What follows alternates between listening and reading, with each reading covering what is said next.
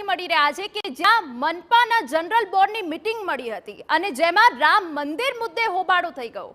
વિપક્ષના વોકઆઉટ મુદ્દે જય શ્રી રામના નારા લાગતા મામલો ગરમાયો। વિપક્ષના કોર્પોરેટર ભાનુ સોરાણી શાસક પક્ષની બેઠક સુધી પહોંચી ગયા। ભાજપે કોંગ્રેસે રામ મંદિર વિરોધી ગણાવતા કોર્પોરેટરનો વિરોધ સામે આવ્યો।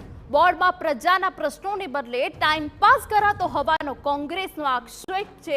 એ દ્રશ્યો અમે તમને બતાવી રહ્યા છીએ કે જ્યાં જનરલ બોર્ડની મીટિંગ મળી હતી અને તેમાં જ રામ મંદિર મુદ્દે હોબાળો થઈ ગયો।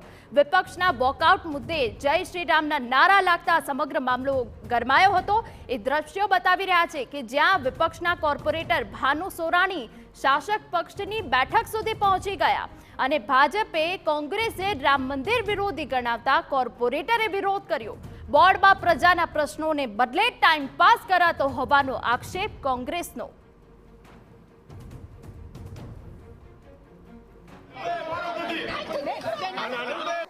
મહિલાનું અપમાન કરવામાં આવ્યું છે અને મહિલાનું અપમાન એક જનતા વચ્ચે છૂટાઈને આવ્યો હોય એ રામ તો અમારા અને તમારા બધાના હૃદયમાં રામ છે, પણ એક બહિષ્કાર કરવામાં મારે આવ્યો કે અમને આમંત્રણ નથી દેવા। હું જાણું છું કે એ પણ કોઈ જોગવાઈમાં નથી કે ફરજિયાત નથી, પણ ભાજપ અને શાસક જનતાના પક્ષ જે કામ છે એ ભેરા મળીને કરવા જોઈએ।